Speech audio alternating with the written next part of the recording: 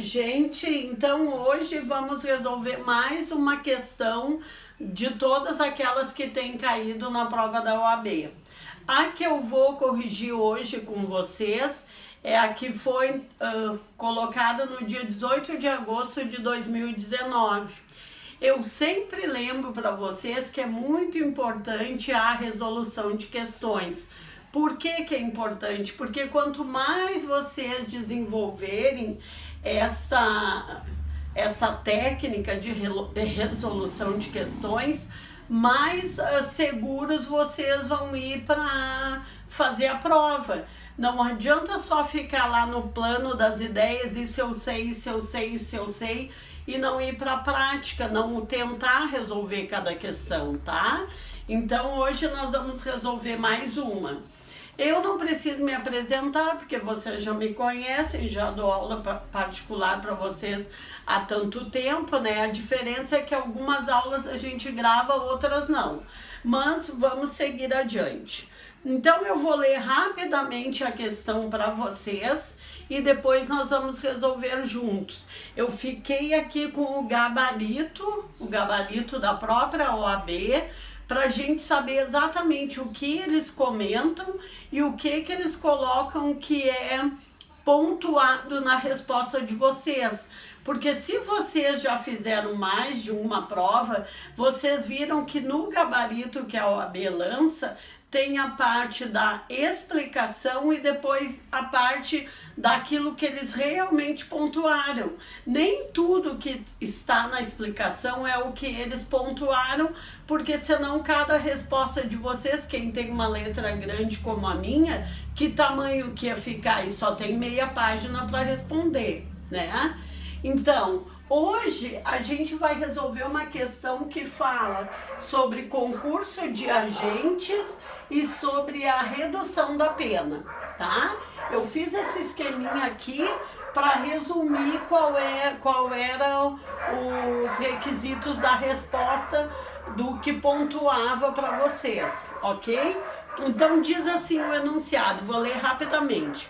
Caio e Bruno são irmãos e estão em dificuldades financeiras. Caio, que estava sozinho em seu quarto, verifica que a janela da casa dos vizinhos está aberta. Então, ingressa no local e subtrai um telefone celular avaliado em R$500.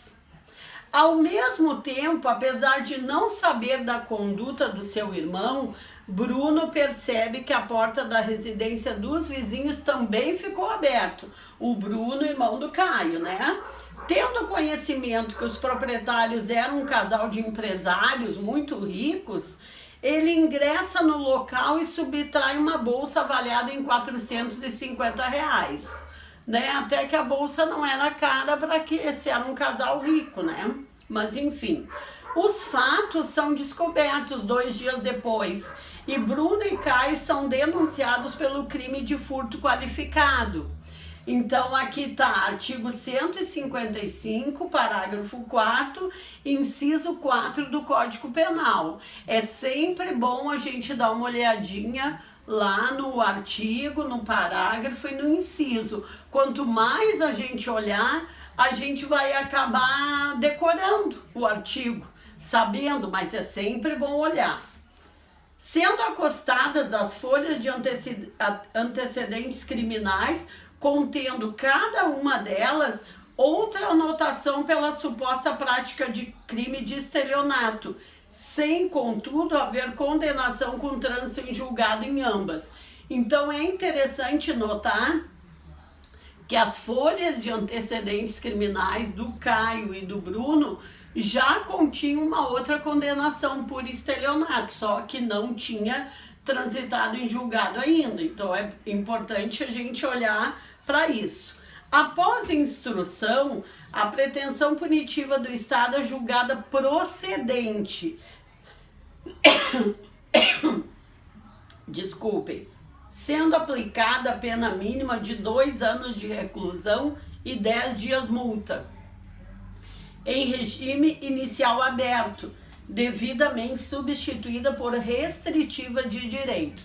Então, os dois foram condenados a 2 anos de reclusão em regime inicial aberto. Agora vem as 2 perguntas relativas a essa questão, que, resumindo, é esse esqueminha que eu coloquei aqui. A primeira pergunta é a seguinte: existe argumento de direito material a ser apresentado para questionar a capitulação jurídica apresentada pelo Ministério Público e acolhida na sentença? Então, qual era a capitulação jurídica que foi apresentada pelo Ministério Público? Foi apresentada a capitulação do artigo 155, parágrafo 4º, inciso 4, ou seja, do furto qualificado, foi essa a qualificação. Então, voltando à pergunta, existe argumento de direito material a ser apresentado para questionar a capitulação jurídica apresentada pelo Ministério Público e acolhida na sentença? Ou seja, acolhida na sentença, então ele tem uma condenação a partir da capitulação apresentada pelo Ministério Público, que é o artigo 155, parágrafo 4º, inciso 4, relativo ao furto qualificado. O que a OAB mostra, comenta sobre a resposta que deveria vir? A OAB diz o seguinte: sim, né? Ou seja, existe então um argumento de direito material a ser apresentado. Sim. Qual é esse argumento de direito material a ser apresentado em relação ao que o Ministério Público alegou pedindo a condenação dele? Diz a OAB: a capitulação jurídica realizada pelo Ministério Público e acolhida na sentença poderá sim ser questionada, tendo em vista que não deveria ter sido imputada a qualificadora do concurso de agentes. E por que não deveria ter sido imputada essa qualificadora do concurso de agentes? Diz o comentário da OAB: o artigo 155, parágrafo 4º, inciso 4 do CP, prevê a qualificadora do furto quando este for praticado mediante concurso de 2 ou mais pessoas. O Caio e o Bruno praticaram, só que não houve concurso. Eles, embora tenham praticado no mesmo instante, quase no mesmo local, não houve concurso entre eles, porque um nem sabia do outro. Um pensou em pegar uma coisa e o outro, por acaso, avistou que a porta estava aberta e pensou em pegar uma outra coisa. Então, segue o comentário da OAB. Ocorre que, apesar de Caio e Bruno serem irmãos e terem praticado crimes de furto no mesmo local, conforme a gente já comentou, data e horário, não houve concurso de agentes, e não houve mesmo, porque foi pura coincidência. Volto a dizer, um não sabia do outro. Se um não sabia do outro, não houve um liame subjetivo entre o ato de cada um deles. Não houve esse concurso de agentes. Continua: dentre os requisitos para a configuração do concurso de agentes está o liame subjetivo, que a gente colocou aqui no esquema, que não restou configurado na hipótese apresentada. A todo momento, o enunciado deixa claro que Caio e Bruno sequer sabiam da conduta um do outro, o que a gente acabou de comentar. Um nem sabia que o outro ia roubar, ia furtar isso ou aquilo, né? Não havendo que se falar, então, em comunhão de ações e desígnios. Não tem que falar em comunhão de ações e de objetivos, que diz aqui desígnios. Não tem, né? E, consequentemente, não se pode falar em concurso de agentes, apesar de configurado o crime de furto simples em relação a ambos. Então, houve sim furto simples em relação a cada um deles, mas não a qualificadora do concurso de agentes, não houve isso. Esse é o comentário que a OAB colocou. E o que vocês teriam que ter colocado para pontuar?